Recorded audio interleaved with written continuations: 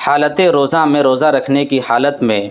اپنی بیوی سے صحبت کرتا ہے اور پارٹیکولر ملاقات کے ذریعے سے اس سے ملاقات کرتا ہے تو صحبت سے بھی روزہ ٹوٹ جاتا ہے۔ دیکھا جائے تو بہت سارے لوگ کہتے ہیں کہ اگر سر درد کر رہا ہے تو ٹھنڈا تیل رکھنے سے روزہ ٹوٹ جاتا ہے، یا کان میں تیل ڈالنے سے روزہ ٹوٹ جاتا ہے، برش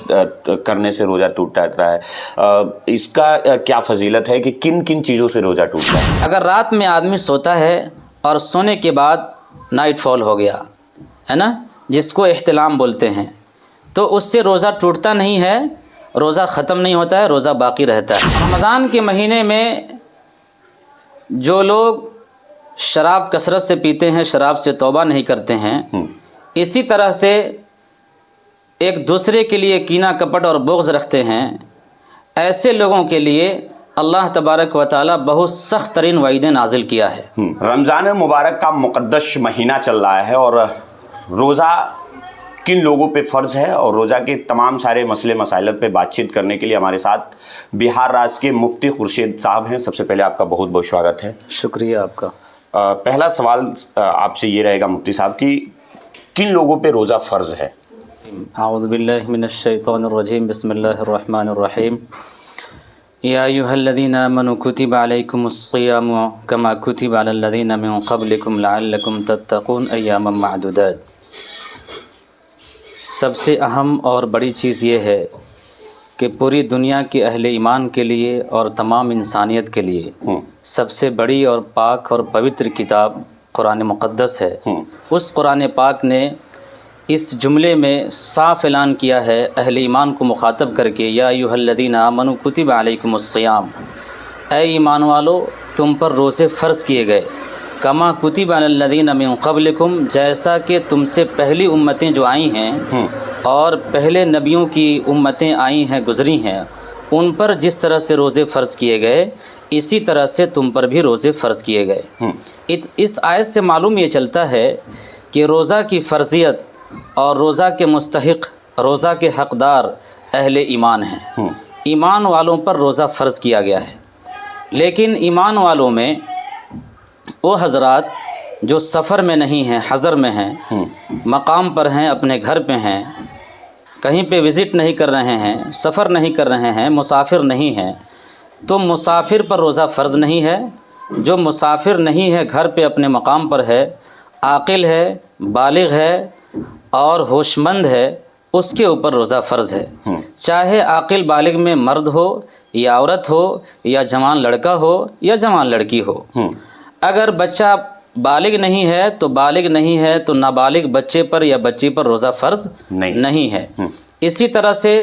کوئی انسان بالغ تو ہے لیکن اس کی عقل کام نہیں کر رہی ہے، عقل سے وہ معاف ہے، تو عقل صحیح سالم نہیں ہے تب بھی اس کے اوپر روزہ فرض نہیں ہے۔ روزہ کے فرض ہونے کے لیے، اس کی فرضیت کے لیے عقل کا صحیح سالم ہونا ضروری ہے، انسان کا بالغ ہونا ضروری ہے، اور انسان کا ایمان کی صفت سے متصف ہونا ضروری ہے۔ اگر دیکھا جاتا ہے تو کاغذاتی طور پہ بالغ کا مطلب 18 سال کے اوپر مانا جاتا ہے۔ کیا اسلام میں 18 سال کی عمر ہے یا کچھ کم ہے؟ ایکچولی یہ ہے کہ شریعت اور اسلام چونکہ نیچرل ہے اور نیچر کی رہنمائی کرتی ہے، نیچرل چیزوں کی رہنمائی کرتی ہے، اس لیے اس کی فقہا کی اصطلاح میں اور احادیث کی اصطلاح میں، تفاسیر کی اصطلاح میں، ائمہ فقہا کی اصطلاح میں اس بات کو مد نظر رکھا گیا ہے کہ عام طور سے تجربات اور شواہدات کی بنیاد پر وہ چیزیں طے کی جاتی ہیں۔ یہ 18 سال ضروری نہیں ہے، اس کے لیے 15 سال شریعت کی اصطلاح میں عمر طے ہے کہ 15 سال میں انسان بالغ ہو جاتا ہے۔ ویسے جو حالات ہیں، جو واتاورن ہے، جو ماحول ہے، جو طرز زندگی ہے انسان کا، اس حوالے سے اگر وہ خبر دے رہا ہے کہ میری عمر 13 سال ہے، میں بالغ ہو چکا ہوں، تو اس کی خبر کو مانا جائے گا اور اس کے اوپر بلوغت کے جو احکام ہیں وہ نافذ ہوں گے، اس پر بھی روزہ فرض ہوگا، 5 وقت کی نماز بھی فرض ہوگی، اور دیگر جو ارکان ہیں وہ اس کے اوپر اس کے احوال کے اعتبار سے فرض ہوں گے۔ اچھا، یہ ایک سوال اور ہے کہ رمضان کے مہینے میں کن لوگوں کو اللہ تعالیٰ معاف نہیں کرتا ہے؟ رمضان کے مہینے میں جو لوگ شراب کثرت سے پیتے ہیں، شراب سے توبہ نہیں کرتے ہیں، اسی طرح سے ایک دوسرے کے لیے کینہ کپٹ اور بغض رکھتے ہیں، ایسے لوگوں کے لیے اللہ تبارک و تعالیٰ بہت سخت ترین وعیدیں نازل کیا ہے۔ اس سے پہلی چیز اور بنیادی چیز یہ ہے کہ رمضان کا معنی ہوتا ہی ہے جلانا۔ جب رمضان المبارک کا مقدس مہینہ اور مقدس گھڑیاں اہل ایمان کے دروازوں پر دستک دیتی ہیں تو اس پیغام کے ساتھ آتی ہیں، اس خوشی کے ساتھ آتی ہیں کہ اہل ایمان کی خطاؤں کو جلا کر راہ کر دینا ہے، اہل ایمان کی لغزشوں کو ختم کر دینا ہے۔ ان اہل ایمان کے لیے جو اہل ایمان رمضان کے مقدس ایام کو اپنے گلے کا ہار بناتے ہیں، اپنی آنکھوں کا سرما بناتے ہیں، اپنے ماتھے کا جھومر بناتے ہیں اور اس آنے والے مہمان کا پرتپاک اچھے اعمال سے، گڈ ورک سے استقبال کرتے ہیں، ایسے لوگوں کے لیے رمضان بخشش کا گفٹ اور تحفہ لے کر کے آتا ہے۔ دیکھا جائے تو بہت سارے لوگ کہتے ہیں کہ اگر سر درد کر رہا ہے تو ٹھنڈا تیل رکھنے سے روزہ ٹوٹ جاتا ہے، یا کان میں تیل ڈالنے سے روزہ ٹوٹ جاتا ہے، برش کرنے سے روزہ ٹوٹ جاتا ہے۔ اس کا کیا فضیلت ہے کہ کن کن چیزوں سے روزہ ٹوٹتا ہے؟ روزہ ٹوٹنے کے سلسلے میں جہاں تک مسائل ہیں ویسے تو بہت مفصل مسائل ہیں، لیکن اس وقت ان تمام چیزوں پر روشنی ڈالنا ممکن نہیں ہے۔ المختصر یہ کہ فقہا کی اصطلاح میں اور احادیث کی روشنی میں یہ بات تاکید کے ساتھ درج ہے کہ روزہ اکل و شرب و جماع سے ٹوٹ جاتا ہے۔ مطلب یہ ہے کہ انسان حالت روزہ میں اگر باہر کی کوئی چیز اپنے گلے میں نگل لیا، کوئی بھی چیز ہو سکتی ہے نگلنے والی، پانی بھی ہو سکتا ہے، کھانا بھی ہو سکتا ہے، پھل بھی ہو سکتا ہے، فروٹ بھی ہو سکتا ہے، یعنی باہر کی کوئی چیز انسان کے گلے میں چلی گئی تو اس سے روزہ ٹوٹ جائے گا۔ اسی طرح سے جمع کا مفہوم یہ ہے اردو میں کہ اگر حالت روزہ میں روزہ رکھنے والا حالت روزہ میں روزہ رکھنے کی حالت میں اپنی بیوی سے صحبت کرتا ہے اور پارٹیکولر ملاقات کے ذریعے سے اس سے ملاقات کرتا ہے تو صحبت سے بھی روزہ ٹوٹ جاتا ہے۔ اسی کو بولا ہے ہم نے اکل و شرب و جماع سے روزہ ٹوٹ جاتا ہے۔ باقی اس کے علاوہ یا منہ بھر کر کے الٹی آ گئی، قے آ گیا، منہ بھر کے الٹی اور قے آ گئی تو اس سے بھی روزہ ٹوٹ جائے گا۔ اسی طرح سے